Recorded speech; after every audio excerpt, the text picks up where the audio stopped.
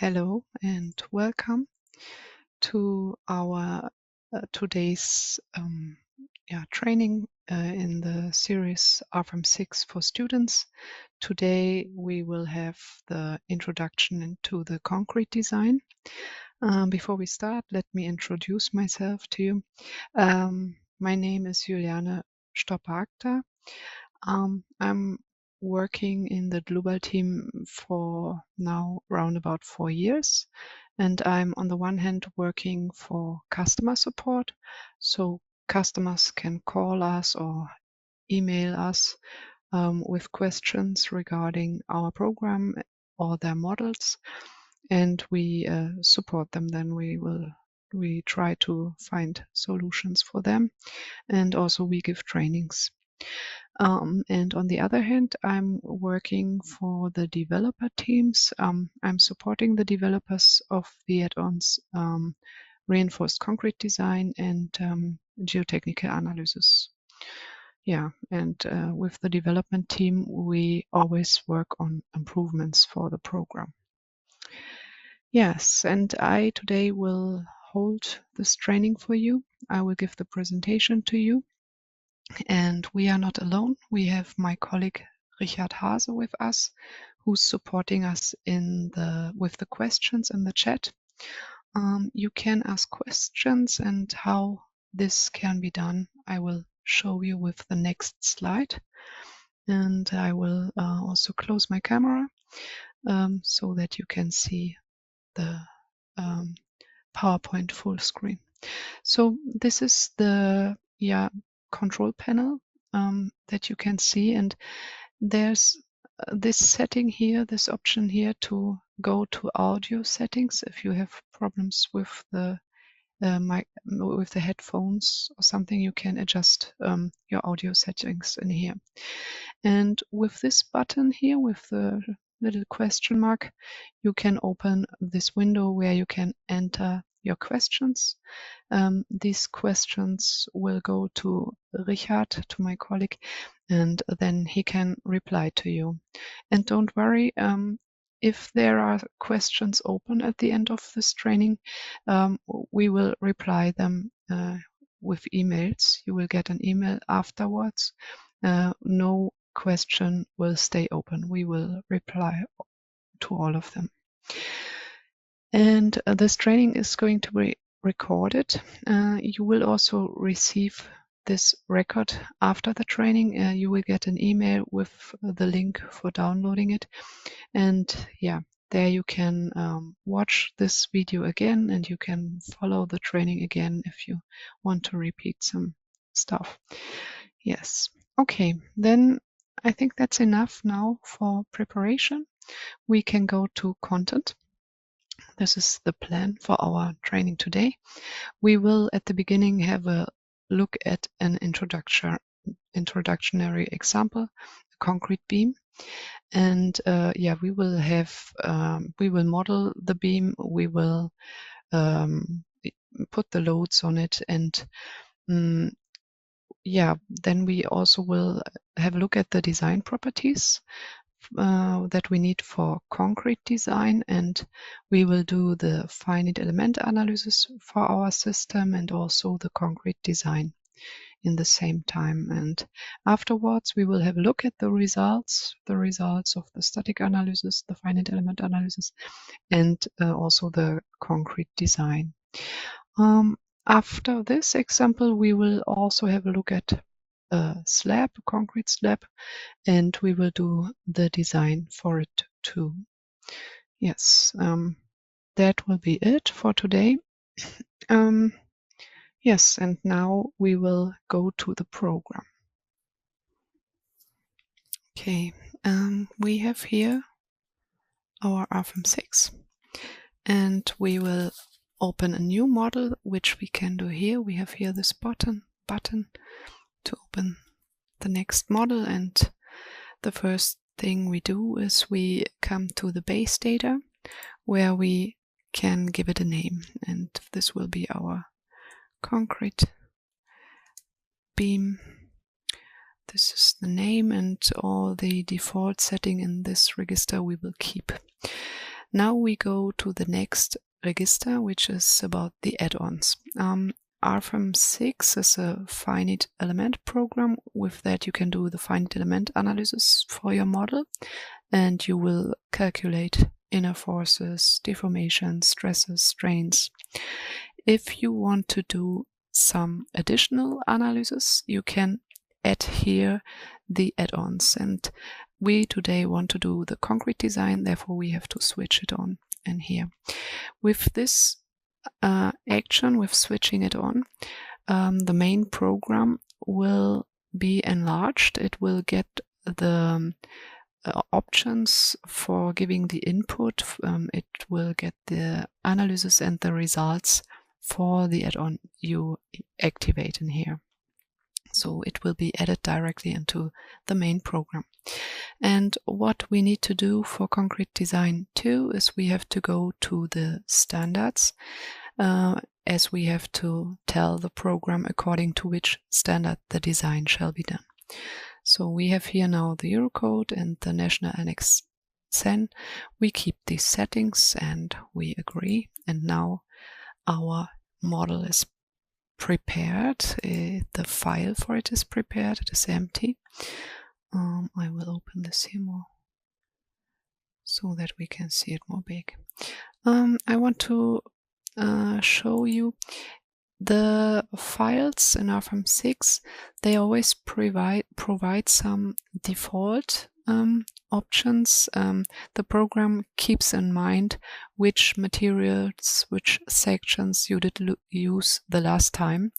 It can help for a new project, but for us now we want to start from scratch. Therefore I delete all these objects so that we can start in a fresh file. So what we do now is we go to the materials, and here we create a new material, and we therefore provide here the library. We can go into here and we want to select our concrete, and it is important that you take care of that the standard according to which you want to do the design, that you should select a material according to that standard. So we have C3037. I accept that and I go on apply. Then I can see also here on the navigator that it is added. And I want to have another material. I also need the reinforcing steel, and I want to show you another way of giving the input. You also, if you do know the name, you can also directly enter here the name of the material and then take it from here. And I want to take this one, and it does the same actually. You give the name and then it takes the input from the library, but it can be faster if you know the names. Okay, now we have the materials assigned, and you can see that it is written in blue letters here. This means that these objects are prepared in that model, but they are not in use. We will later see that if there are objects used in the model, then the letters will be black. So it's a good way. It makes it easier to control, to see if you missed the assignment somewhere. Okay, then we can go to the sections. We want to create the section for our beam, and this is the dialog for it. We have as equal to the materials, we also have for sections a library. You can enter here, and here you can see a lot of different sections we provide in RFEM. But I want to cancel this. I want to show you here on the right side, we also have a list of common cross sections that are used. The program automatically adds here the first material of the list. It fits for us. We want to have a section with a concrete material, and for this material it proposes these cross sections, and we want to use the rectangular, so it's fine for us. We can go to the next register where we can enter the geometry for our section, and we will have 300 in this direction and 458. And I can say OK. And then I have my cross section prepared, and you can see it uses the concrete, so this became black here. And now we can directly model our beam. We have therefore here this menu, this button, to create a new single member. I click on this and I create a member, and I can also check here the section. Yes, this is the section I did define. And now I can start, and I have the grid points here. So I want to start in 0, and our member shall be 8 meters long. And with the grid here, it's quite easy to find the 8 meters. I click on the grid point and my beam is defined. Now I want to add a node in here, in between, in the member, and we have a special type of node we can find. For example, if we do a double click on the member, we come back to the member menu, and here we can use the option to define a node on member, or more than one, but we only need one. And as I activate this option here, this register comes. You can see it's not here, now it comes, and I can enter the position of the node, but I want to not give the data in percent, so I click here and now I can give it in meters, and I want it to be placed 6 meters from start, and I go on OK, and now you can see that here I have an additional node. Okay, now we have the beam. What we need now and what we do now is we define the support. Therefore, I select the member start. I do click double on the node, and I'm in the nodes register, and here I have the option to assign a support. And again, the special register for that option opens up, and here I can create a new nodal support for this node. And I want to have a fully fixed support, and I go on OK, and then this node is supported. We can see here the green thing, and I want to have another support here at this inner node, and I go here on support again and create new support, and I want to have now a sliding support. I use that one, which is sliding in X direction, and I also want this to be fixed, the rotation about X axis. Okay, I go on OK. With this node on member, we have the option that there is a node at that member, but this node doesn't divide this member into 2 parts.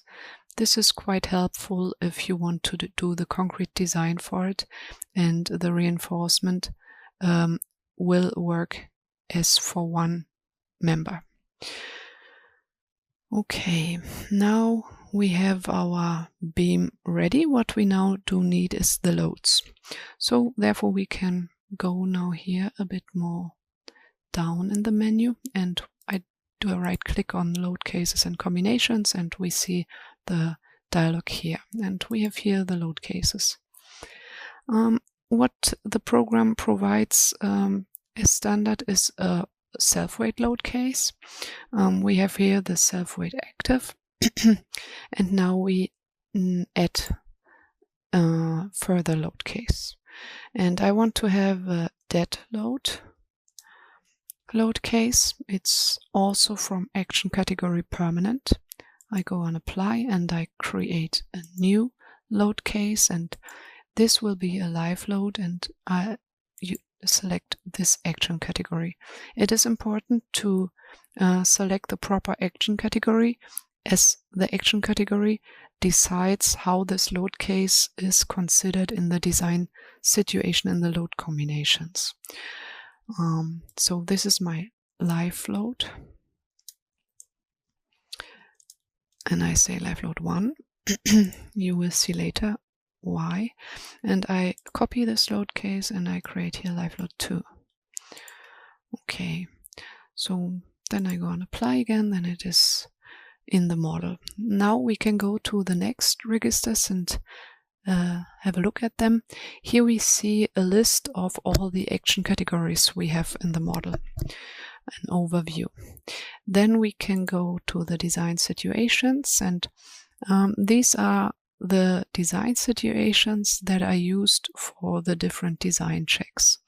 And you can always, for all of these, click here on this info button, and there you get the info about the combination rule, which is used for creating the load combinations.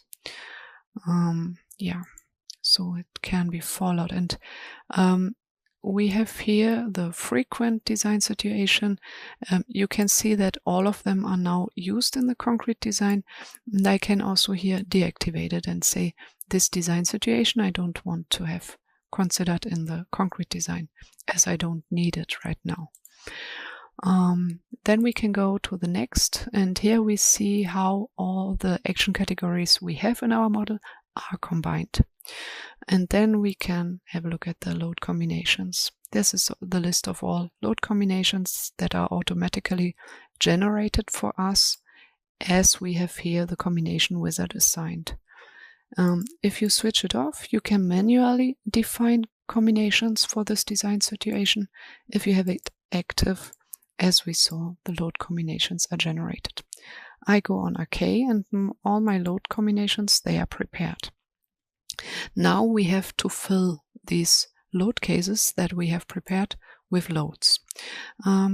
Therefore, we look at here, we have now for every load case here a different folder, and we now go to the dead load.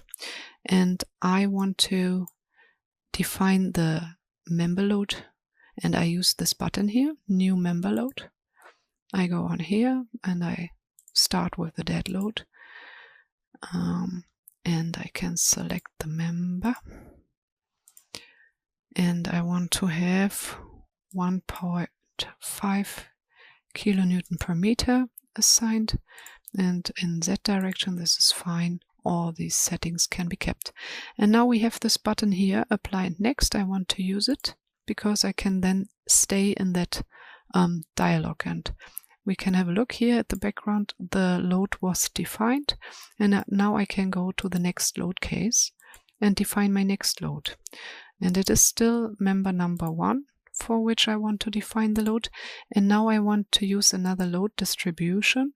I'm using trapezoidal, and I use 20 kilonewton per meter at the end and at the start. And the load shall reach from the beginning up to 6 meters.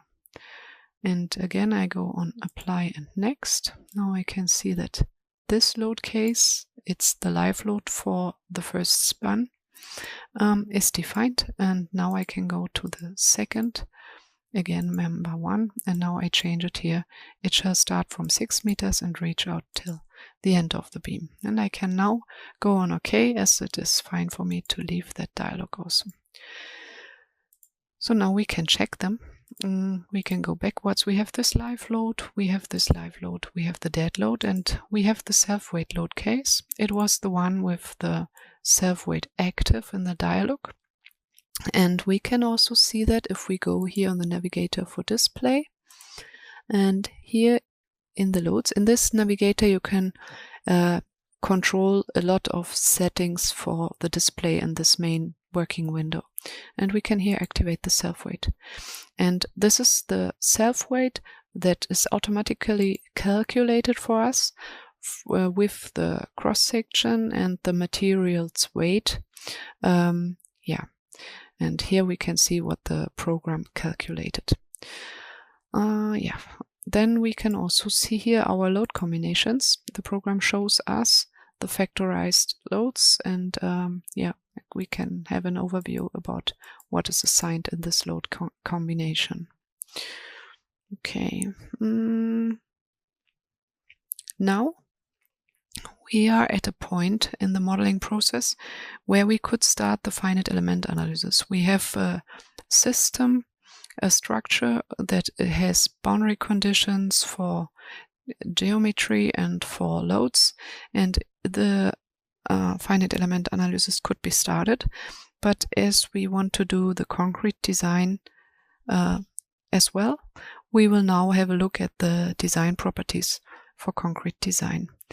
Therefore, we go here to the member, and we can see here the design properties. This appears here as the program has the concrete design active, and as soon as an object is of concrete, then these properties are available. And we could also switch them off. Then we would see the pure dialog for the member, how it would look for the member. And if we have it not active, this member would not be part of the concrete design, as it has no concrete design properties. But we want it to be designed, that's why we switch it on. And then we can go through the concrete design registers. So the first option is to define an effective length. This effective length is used for the stability design with the equivalent member method. And as we now have the beam which has no stability problem, we don't need to use the equivalent member method, and therefore we don't assign the effective length here. We can go to concrete cover. This we need. We can give the concrete durability.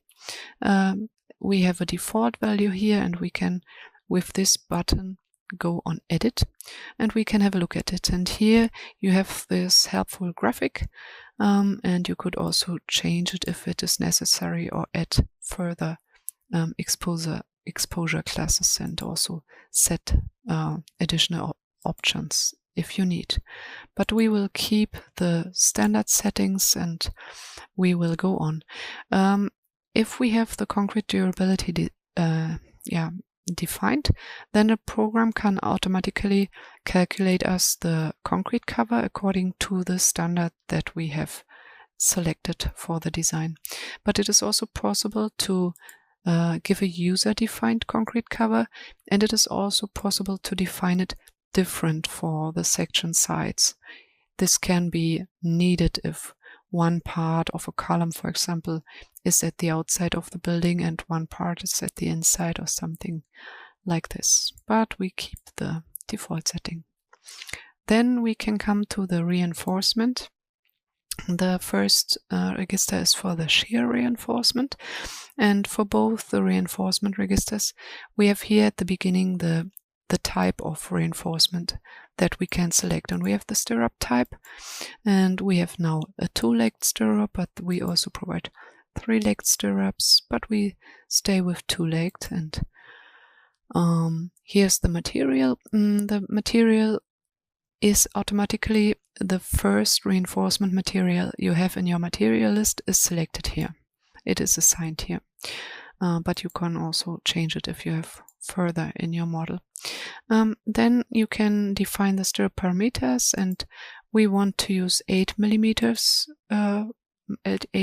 stirrups, and you can also define the distance for the stirrups, and if you need, you can also define further fields of stirrups. You can have different stirrup reinforcement area in different parts of the member, but we keep now the setting that we have one field along the whole member.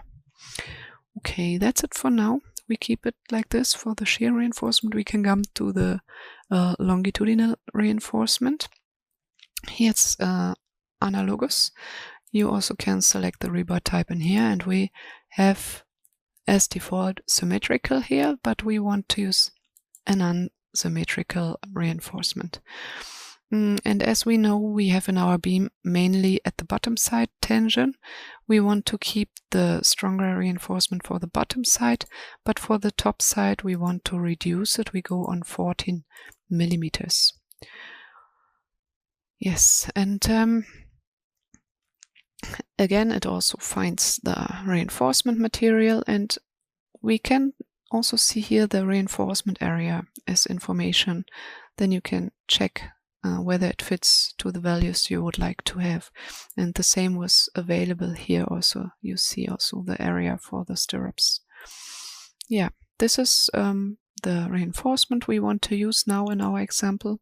I go and apply once in a while, and then we can go to the next register. Here we have configurations assigned, and we can go into the ultimate configuration.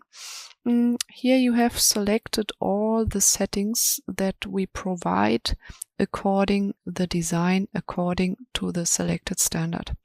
There are several options provided also in the standard and also in our program then, and you can go through these points and select the settings that fit for you.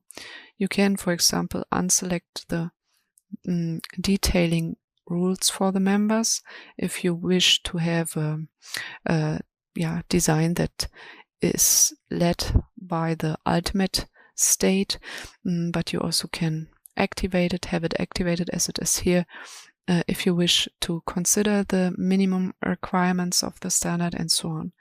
We have here also the option to do the design for the shear joint, which we don't need here. For the rest, we keep the default settings. And we have it similar for the serviceability limit state. Here also you can select which checks you want to do. We have the limitation of shear stress active, but the concrete stress not yet active. You can activate it, and you have the minimum reinforcement area for crack limitation, and we can also activate the limitation of deflection. I will for now not consider this. You can select here what you want to have in your design according to that standard. Then we can go here to the design supports. Design supports you also need for the program. It is relevant for design checks. The program needs to know at which node the current member has a support and at which node it doesn't has. Therefore, we go here to the member start and we define a new design support. It shall be considered in the Z direction, and it has that width, and the support depth it takes from the member width. And we have a monolithic connection, and there's no inner support at the member start. So we have this design support, and we create another one, which is an inner support. And we go on OK. And we have the first support here, which was the not inner support. And at the end of the member, we don't have a support. We have a design support at the internal node, and there we can assign now our second member support.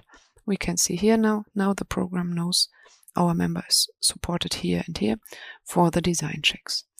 We go on OK, and then we have it in our model. Okay, I think then we are ready. Yes, we are ready. We can start our calculation, and I want to start it from here. We have here the table, and we have all these objects that we saw here, all the objects that we did define. We also have in the table, and we can have the view of the table too. Sometimes it's useful to work with the table too. And here we can find the concrete design as well. Here you see the design situations that are now considered in the design, and here also you can switch them off if you say you don't want them now, and you can select the objects that shall be designed, and from here you can start the concrete design. I will click on it, and now the program starts with the mesh. And afterwards, the finite element analysis is started. The inner forces, the deformations, stresses, and strains are calculated. And then as we have them, the concrete design is done with these inner forces. And now we see the result. Yes, what we do see now at first is here the overview for the concrete design. Maybe I start here. We have here the navigator for results, and we are now in the concrete design. But it's always possible to go back on the static analysis. Here you can find the results of the finite element analysis. And you can check, for example, the deformations, whether they are plausible. Let's have a look at them. We can go on the wireframe model, and I want to switch off the reinforcement. I don't want to see it now, as I want to focus on our results. Now we can see more clear the deformation, and we can also select here that we want to have the section colored, but we can also go back to lines. So as we see, we can go to static analysis, and these results from the static analysis, the inner forces, they are used for the design. And what we have here is the overview. It looks relatively red because you are warned in that overview according the positions where you have to work on. But you can also go here on design ratios on members, and I will show it. It is a lot, relatively a lot, and you can also deselect options here. We have now here the ultimate limit state results, the serviceability limit state results, and also detailing checks. And with these buttons, we can select what shall be shown in the table. And I don't want to see now the constructive rules, the detailing, and I don't for now want to see the serviceability limit state. I want to work on the ultimate limit state now. And we can see that we have here a value reached. The safety is not provided in that ultimate limit state. And this is our section resistance check. And I guess it is caused by this support, by the moment we have here from support. And we can have a look. Here we can see the design check. This is only the UL 100, and we can see that we here don't fulfill the check. But we can also have a look on the reinforcement. So I switch off the design check and go to the reinforcement. And here we can see the required longitudinal reinforcement at the top and at the bottom. And we can also have a look at the provided reinforcement at the top and at the bottom. And there we can see that our problem is the top side. So it's really the support, the moment from the support. We have tension on the top side, and for this tension our reinforcement is not enough. You can check it like this, if you look like this, but you can also directly go to the result not covered reinforcement. Therefore I switch off the required and the provided, and we just open this one, and there we can see that in this range the reinforcement is not enough. And now we will modify our reinforcement in order to fulfill this check. So therefore we can go here directly. I did do a double click on the member, and I get back to the members dialog, and I saw that I need 4.8 centimeter square. So we have 4.6. So I want to use, I copy this reinforcement item, but I only need additional reinforcement at the top side. So I set this value at the bottom side on 0. And this is not enough. Therefore I go on 4.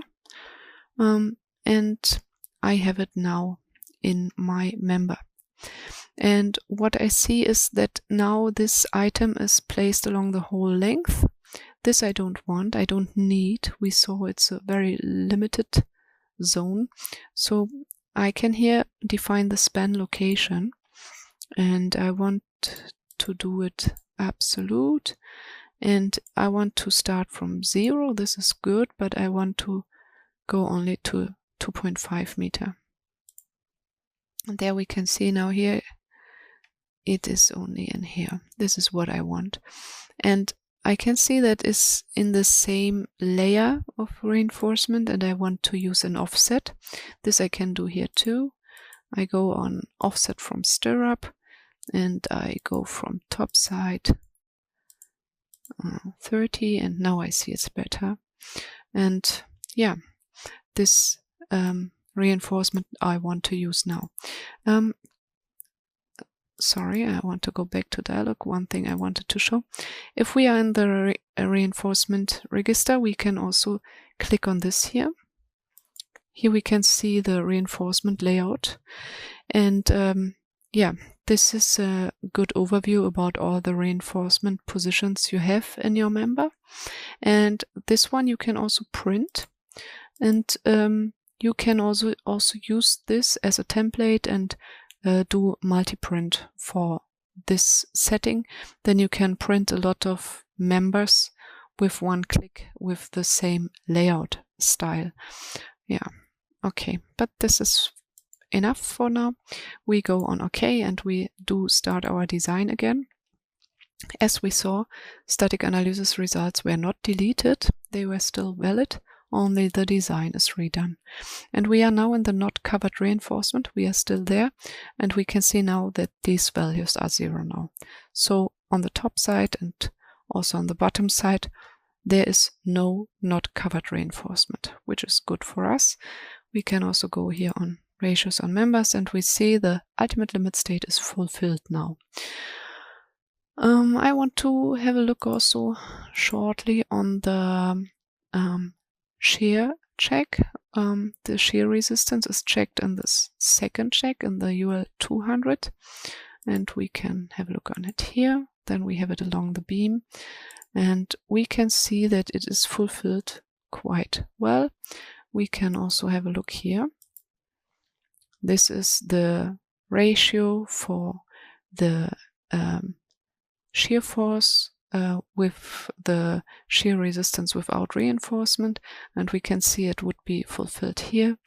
And then we have also this check and this check here, and there we see finally the total check is fulfilled for shear resistance.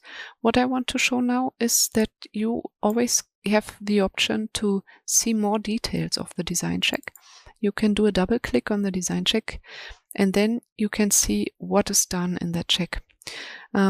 We don't provide a black box. We fully document how the design check is done. So here now we are in the design check details. For that check we had a click on.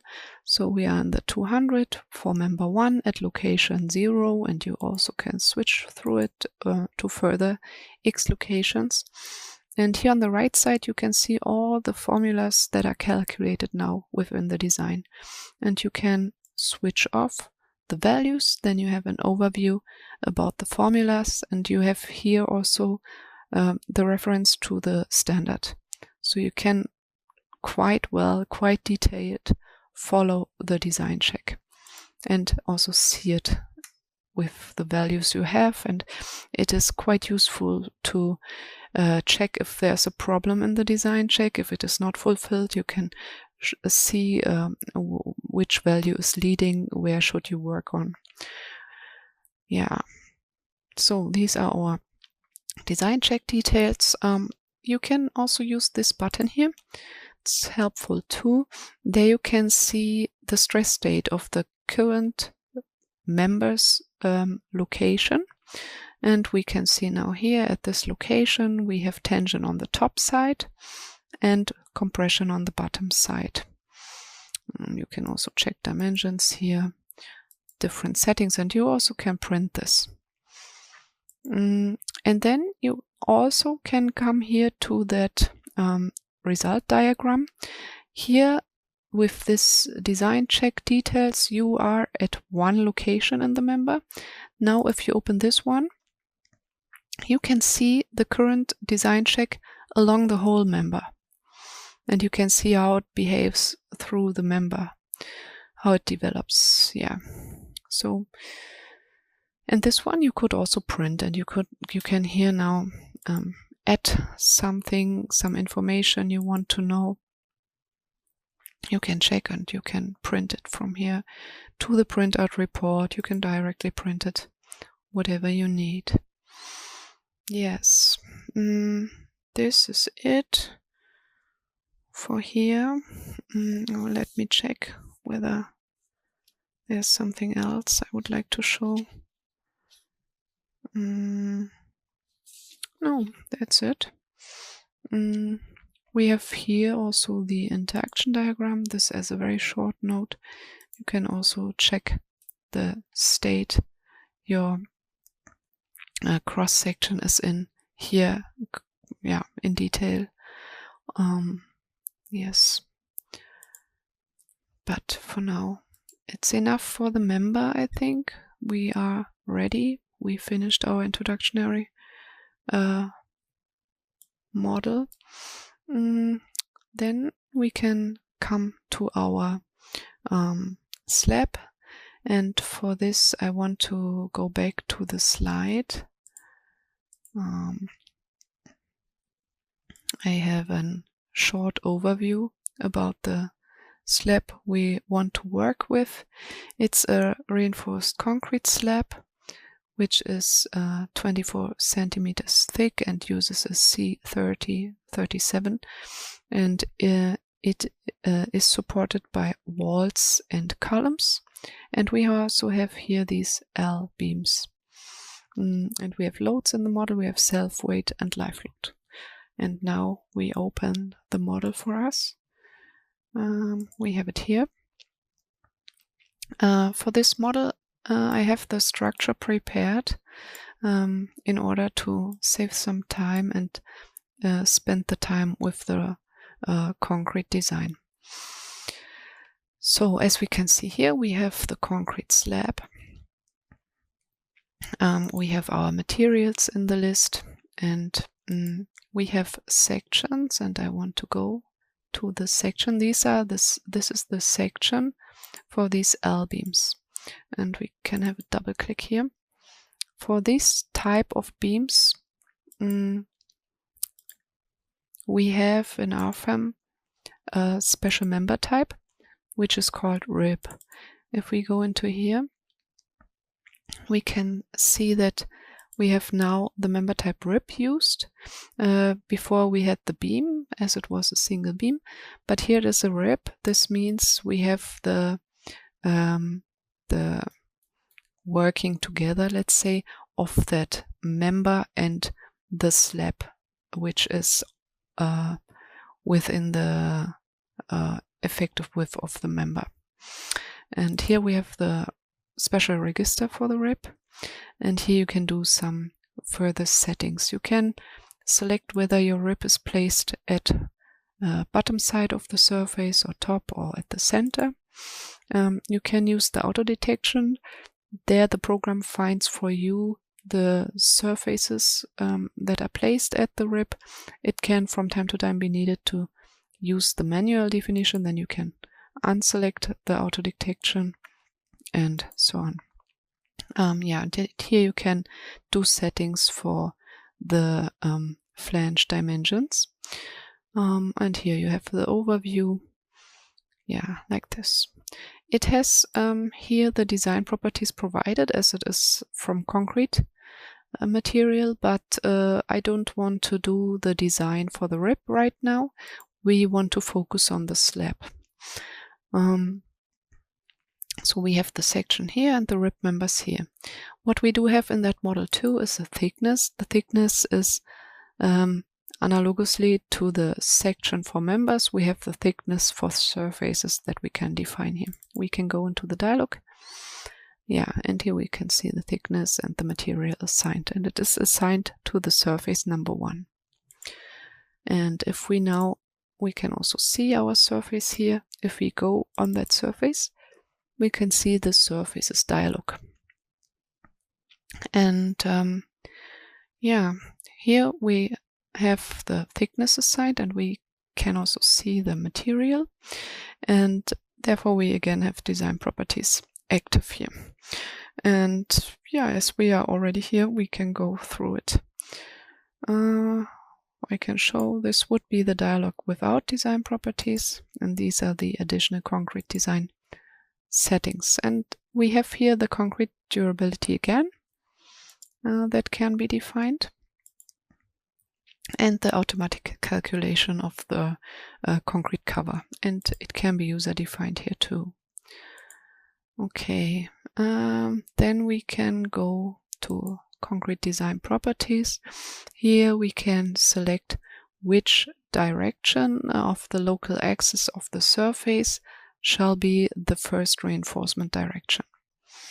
And then we can come to the reinforcement. Here we can define the surface reinforcement, and I can go on this button here and define a new surface reinforcement.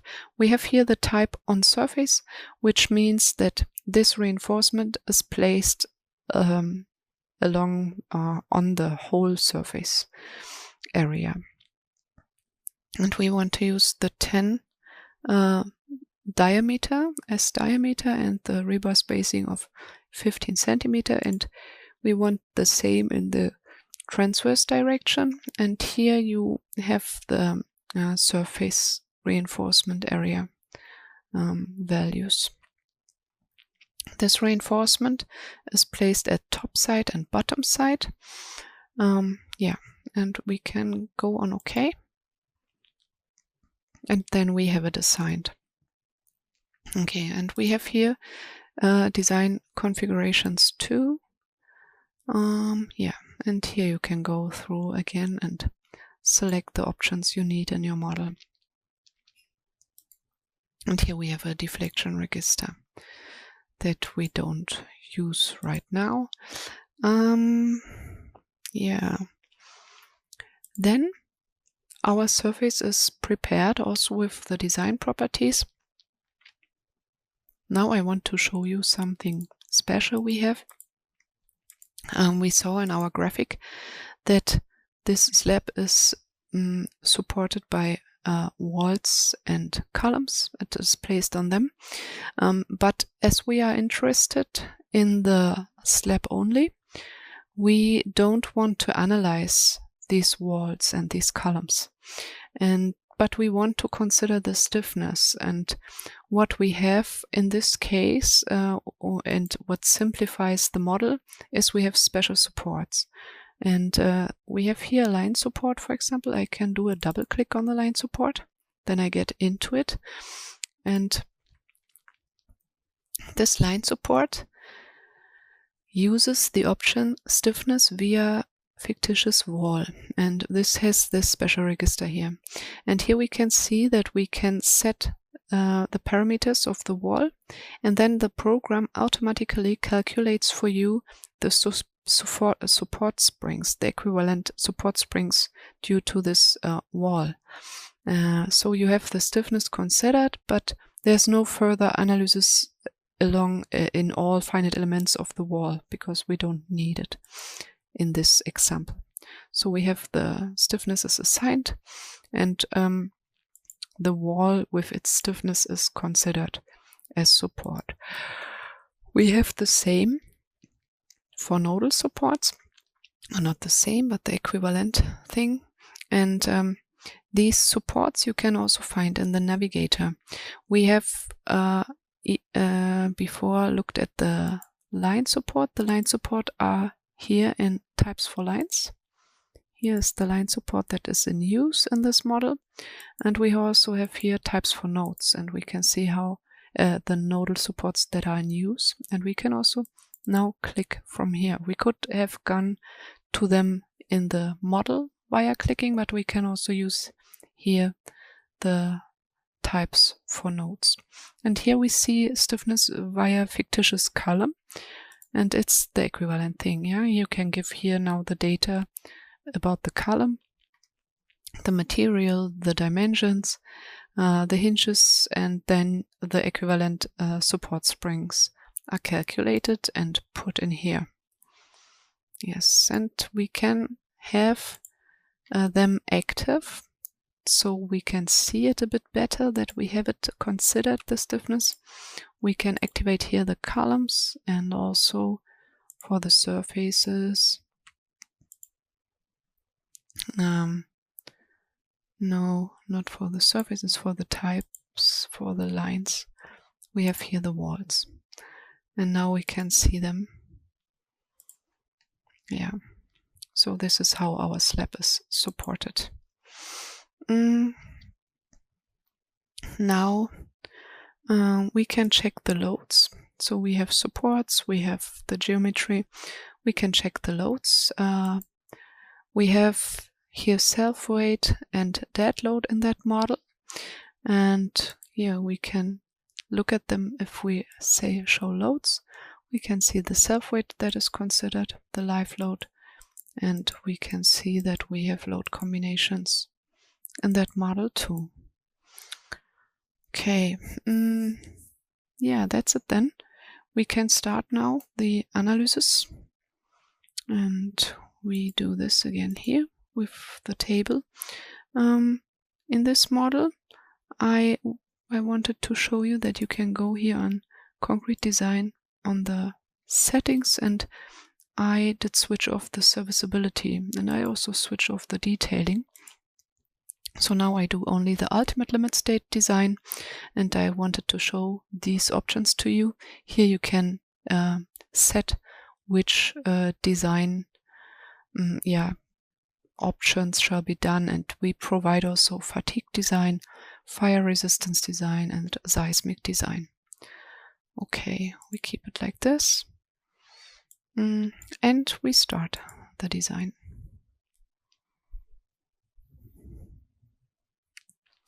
The mesh is done first, and now the load combinations are calculated, and when the inner forces are solved, then the concrete design is done and it is finished. Okay, again I want to have a look with you at the static analysis and shortly have a look on the displacements, as it is a very good option to control the plausibility.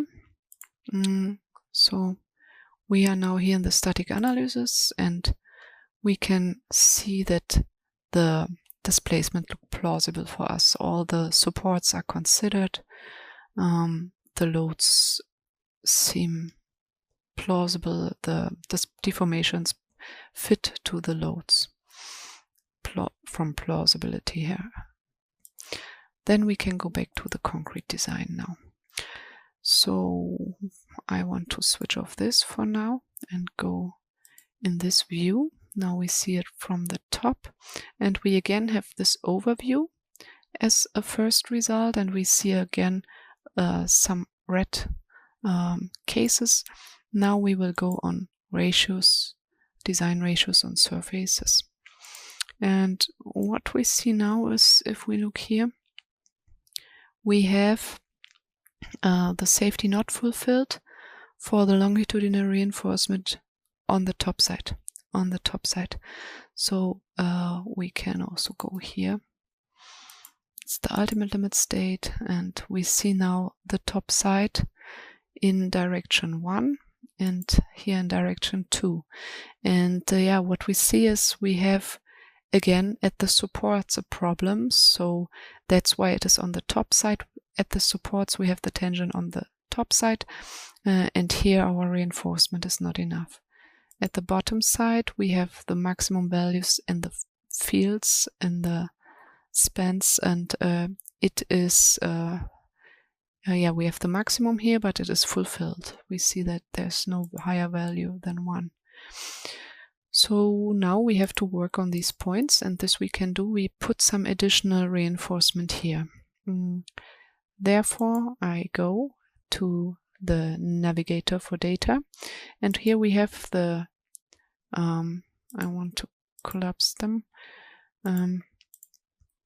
We have also this place where we can give a setting for the concrete design. In the navigator for display, the concrete design is placed here and here. Here we were with the global settings, and the configurations are placed here.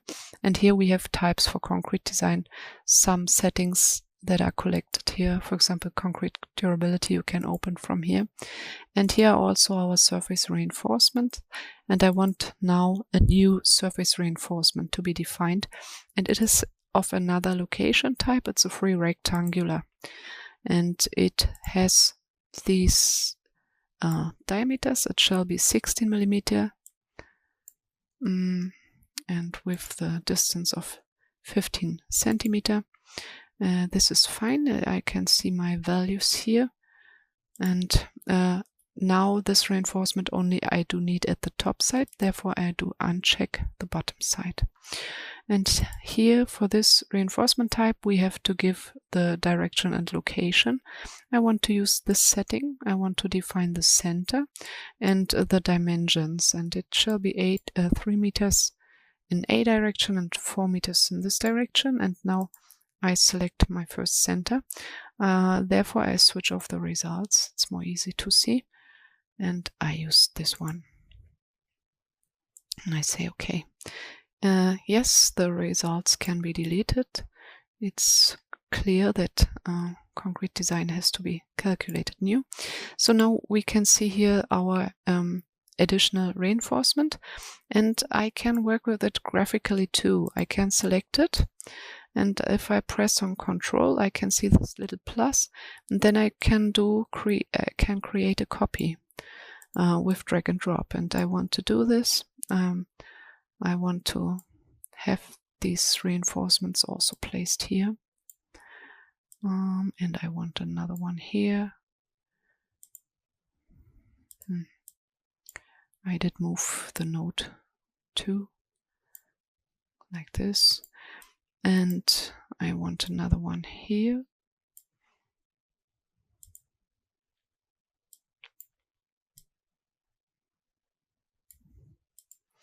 And I want all these reinforcements to be placed here too. Oh, I didn't copy it. I press Ctrl and Z, then I can undo this. Now I press Ctrl and I can have a copy. It didn't work. Okay. I don't know why. I am doing it like this now. I can also do a right click, say manipulation and copy, and create a copy, and I define the distance with this setting. Like this I can copy it too. Okay, now I have additional reinforcement at all the places where I wish it to be placed, and I can restart the calculation process. Okay, and now I can, I don't want to see the reinforcement right now, so that I can focus on my graphical results. And now if we go on ratios on surfaces, we can see that these ultimate limit state longitudinal reinforcement checks are fulfilled. And we have the same as options as for the beams. For the members we can also check here the required reinforcement. That was the required value, and we can see our provided value. Also we can see here that we have now additional reinforcements here. It's considered in the provided reinforcement, and we can check the not covered, and there we can see that there's no problem with not covered reinforcement at top side and also not at the bottom side, which is fine.